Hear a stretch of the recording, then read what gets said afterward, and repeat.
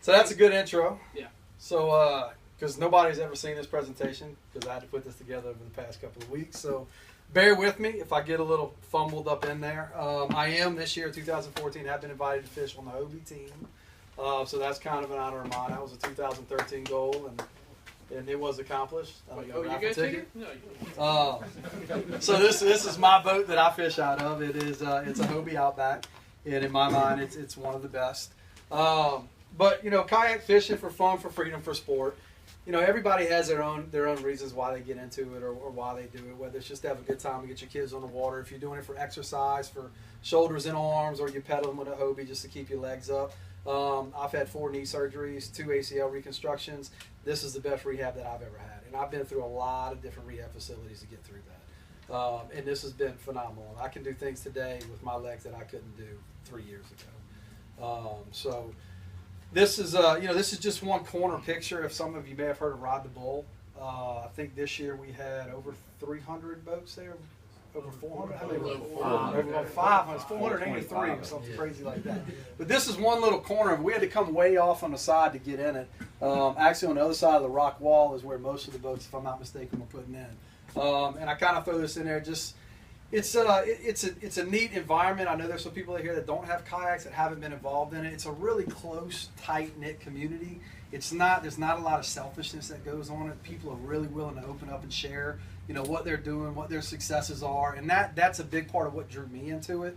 I stepped into a kayak over 10 years ago more as a strength building thing once my school sports were over with. And I did that for a long time, and I never fished out of it. And about almost 2 years ago, I decided, you know what, I'll try to fish out of it. And that led to selling what I had from a sit-in side to buying one from Bass Pro to selling that to ended up with a used Hobie for $800 out of Florida that I bought till that one sunk, and then I moved over into this one. And then now I have 3 of them. But they all have their different areas. I take my wife with me. I have a pro angler that my kids can sit in the back. They'll fish.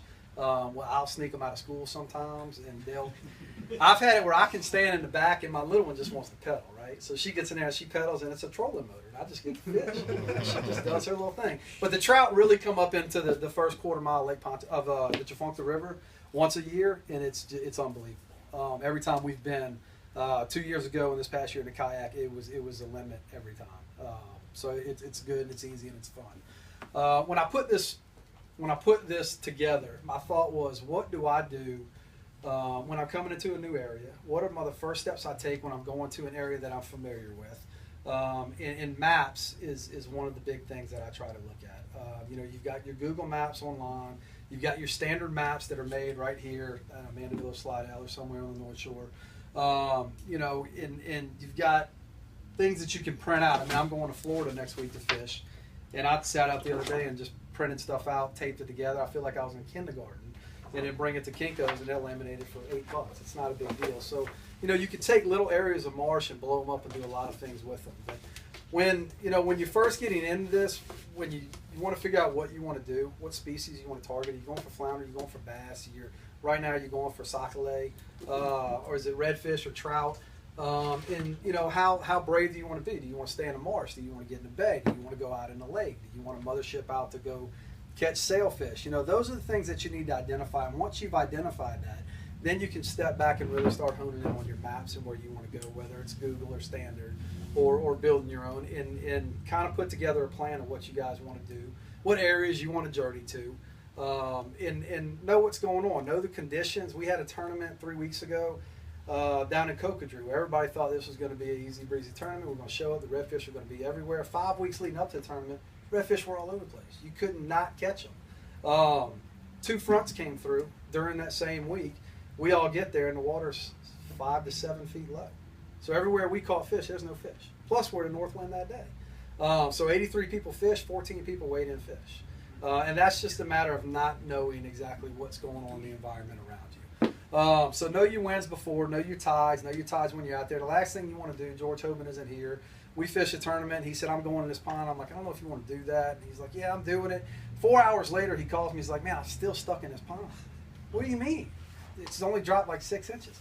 I can't get out. So he literally spent 2/3 of the tournament trying to get out of this pond stuck in mud in a kayak.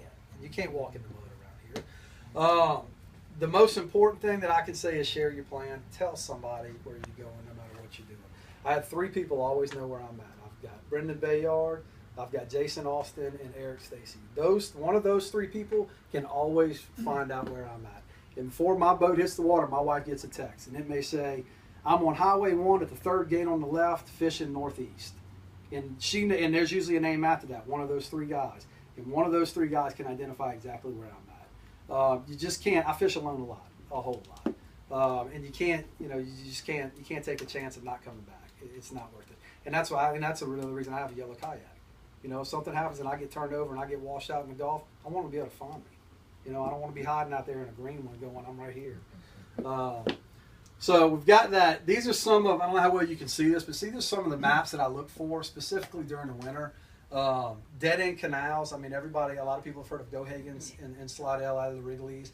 It's a great trout holder during the wintertime. The trout really build up in there. There's an old channel that runs through there, and if you can find that channel, you can really get on the trout. It's really good if you're trolling. A lot of people jig it and drag it. But these are some of the specific wintertime things that I look for when it comes down to catching trout. Getting into the deeper dead end canals that hold them. There's not as much influx of water, so the temperatures generally hold a little bit more solid. And in some instances, you'll find the fish will alternate what's in there. Right here in January, in this first little canal right there, I've caught over 50 redfish in 3 trips. And I'll put my nose in the kayak on the bank, and I can watch them tailing.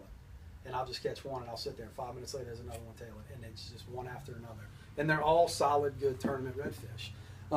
But in April for Powderpalooza, I rolled down there and did the same exact thing. It was 3-pound trout, and 2-pound trout, and 3-pound trout. I'm still confused to this day why the trout were where my redfish were, but they were there. So things change, and environments like this hold different species of fish throughout the year. So don't ever bypass them. Ponds and highways. We all know if we're looking for redfish, we want to sight cast, we want to get in ponds. We want to be able to get out of the wind. We don't want to fight with the ripples. We know the water is generally lower in the ponds. So that's kind of a no-brainer. But if you look for this island, you'll see this canal that runs all the way through it. I'd call it a fish highway. It's something that allows trout specifically to get on one end of it. There's a north wind blowing everything down. It's collecting all that bait into this canal, and it's blowing it all down. So you can be a trout, you can sit out here and be chased by predators, and you can chase your predators all day long that you want to eat. Or you can sit down here at the mouth of a honey hole. You're at the very beginning of the buffet, just waiting on everything to flow down to you. There's a lot of different things. In this particular island, I think 3 of us for the IFA brought in 3 redfish all over 35 inches. And we all at one point or another took them from the exact same spot. And it's just a lot of situations like this when you find it, different points and environments in these little funnels like this. It's just fish start staging. You pull one out, you move on, and before you know it, another one's popped back in there, and you can just sit there and do it all day long. So that's some of the things that we look for. Pipeline canals is another one. Generally, man-made pipeline canals are deeper than everything else in the marsh. When you look at what's going on, when you're looking at your aerial maps, you can sometimes see them. You're really not sure what they are. This one specifically is blocked off in different areas. But this slide rule up here, if you haven't paid attention to what's going on in Google, some of these go back to the mid-90s. And you'll be able to see what that area looked like back then and slide it forward through the years to see what goes on. If you did this one and you went back, you can see it's a completely different view of what's there. You can see this little canal right here is still here. And this is kind of, it's not really a reef, but it's more of a flat on the outside. And it runs all the way down. Where had I not slid that back, you wouldn't see any of that. None of that's there. And it also helps, it's a lot easier to identify pipeline canals. And if you see, you can actually see what the erosion has done. It's blocked off right here. This isn't much of anything, but all the flow from this current is banging into this. It's banging in over the years. And if you look back at it, it's opened it up. It's come clean across. Now this entire marsh, everywhere besides this canal, it's everywhere from 3 to 5 foot deep. That's it. This one spot is 14 feet deep, right there where that pipeline canal crosses that one waterway. That is when it's cold and I'm in that part of the world, I go straight to it for trout, and I can sit right there and I know it's going to happen eventually. But that's, you can learn a lot of stuff through looking at maps and sliding them back and seeing different things that are out there. Clean water, this is You can't really see it as good as I can see it on my computer. Can we turn these lights off over here just a little bit? Wrong ones. Just those two. We're going to do another one. Okay. Yeah. But when you look at this map, you'll see none of it really looks too bad. Overall, it's fairly clean water. But when you step back and you look at what's man-made on here, man-made is generally going to be deeper. And a lot of times it's going to have one entry and one exit. So you're not going to get that full flow of water. You're not going to have shallow mud being blown up throughout what's going on. And if you look at these three, this rectangle and this square, that's man-made pits. And if you look at how the clarity between these and this water out here, these pits are deep. But you can see there's one entrance going in, this one feeds over into this one, and this one has one entrance coming over here. Those three ponds right there is where our last tournament was won. For those that fished it, if you weren't aware, that's where they went. The largest redfish of the day came out of this one. The winner came out of this one. Again, 83 people fished, 14 people weighed fish. And all they had to do was look at a basic map and say where's clean water and where's deep water, and they made it there. So just keep an eye out. Look at your maps. Look for deeper water. Look for your darker colors in your water, and look for if anybody's been down Highway 1, they know these pits. Between Fouchon and Grand Isle, you know these pits. You know they're deeper. You know they're cleaner. Look at it compared to the rest of the water. This is kind of a purplish, bluish gray versus a deep, deep green. This water is deep, and this water is clean. You don't see several different areas for it to flow in and out of, and that's specifically in the wintertime.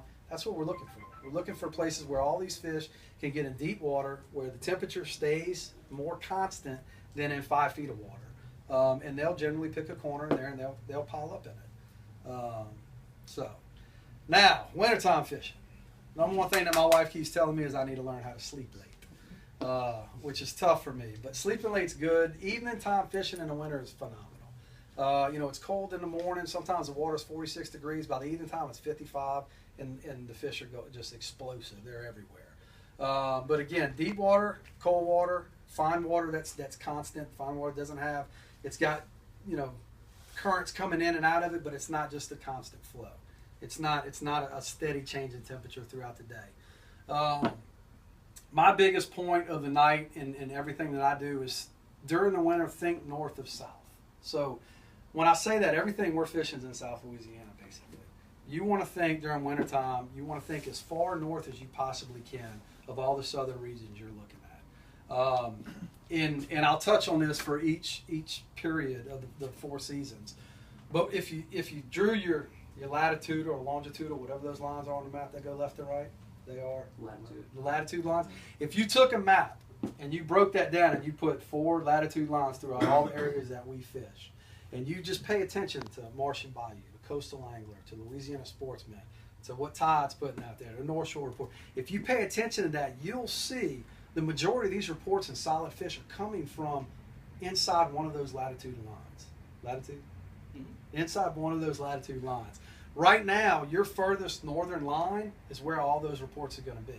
As the springtime starts to roll around, fish are starting to make their way south to spawn, you're going to see those reports start falling further down.